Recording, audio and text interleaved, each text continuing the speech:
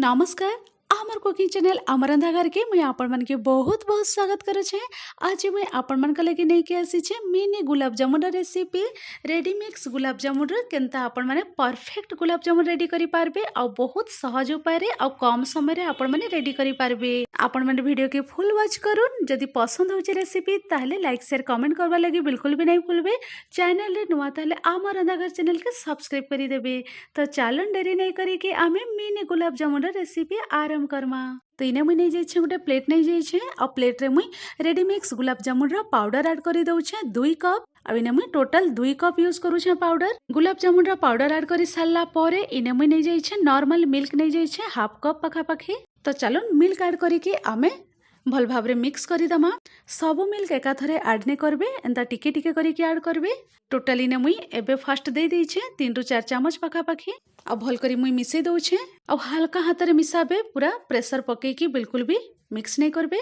तो इने मुई सब मिल्क ऐड करि सारला परे पूरा सॉफ्ट डो रेडी करि देइछे आ टिके एंता अठा अठा चिप चिप लागुछे। तो मुई इने घी टिके यूज करूछे हाथ रे टिके एंता घी लगे सारला परे डो रे मुई भल करी टिके लगे दउछे देखि पारुथिबे। तो इने देखि पारुथिबे सब डो रेडी हो जाइछे आ मुई कवर करिके सेट हेबार लगी रखी दउछे मुई 10 रु 15 मिनिट पखा पाखी। तो गुलाब जामुन रो डो सेट हेबार भितरे आमे चीनी सिरा रेडी करि दमा। तो इने मुई कंटेनर नै जाइछे गोटे आ फ्लेम के मुई बिल्कुल भी ऑन नै करी। तो चलुन फर्स्ट आमे ऐड करि दमा चीनी। चीनी इने मुई गुटे कप आ हाफ कप नै जाइछे टोटल 1.5 कप मुई चीनी यूज करूछे। चीनी ऐड करि सारला परे मुई ने 3 कप पखा पखी मुई पानी ऐड करि दउछे। पानी दे सारला परे मुई फ्लेम के ऑन करिके मीडियम फ्लेम रे रखि दउछे। इने 2 रु 3 टा मुई इलायची ऐड करि दउछे बहुत ही बढ़िया फ्लेवर आसबा।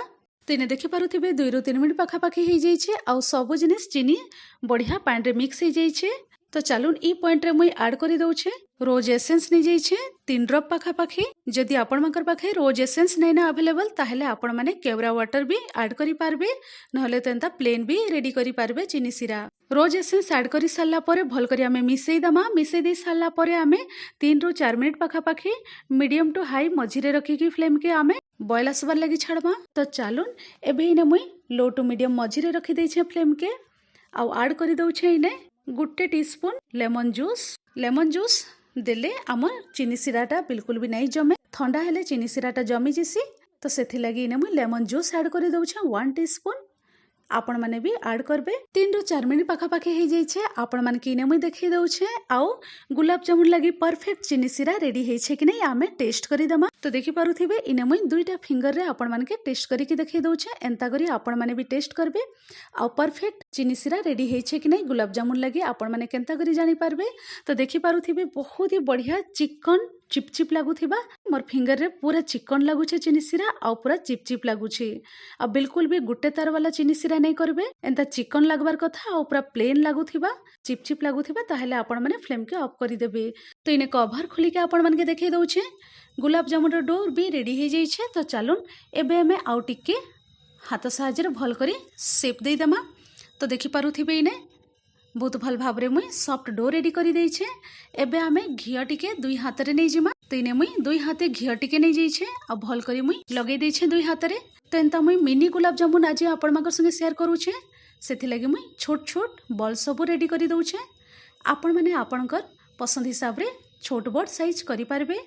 तो देखि पारुथिबे मुई ई साइज रो गुलाब जामुन रेडी करूछे आ पूरा बहुत भल भाव रे एंता हल्का रे प्रेस करिके राउंड शेप दे दमा। आमे क्रेक फ्री बॉल हेबार कथा एंता क्रेक फ्री आपण माने भी गुलाब जामुन रेडी करबे। आ इने देखै दउछे आपण माने के सब गुलाब जामुन रो एंता मुई बॉल सब रेडी करि देइछे। तो चलुन रेडी हो जाइछे सब गुलाब जामुन बॉल सब। एबे आमे जिमा नेक्स्ट प्रोसेस के इने मुई तेल कढ़ाई गरम हेबार लगी रखी देइथिली आ मने रखबे तेल कढ़ाई के हाई फ्लेम रे बिल्कुल भी गरम नहीं करबे लो फ्लेम रे आपण माने तेल कढ़ाई के गरम करबे आउ गुलाब जामुन बॉल सब फ्राए करबे। तो इने देखि पारुथिबे पूरा लो फ्लेम रे मुई गरम करि देइछे आ पूरा हल्का रे गरम हो जाइछे।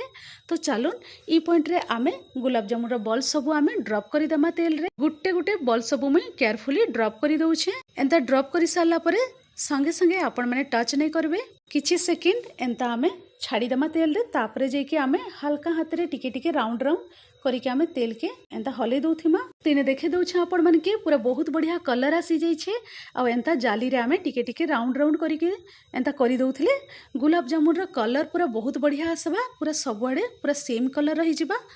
एंता हल्का हाथ रे टिके टिके जाली के आम एंता बुले दौथिमा।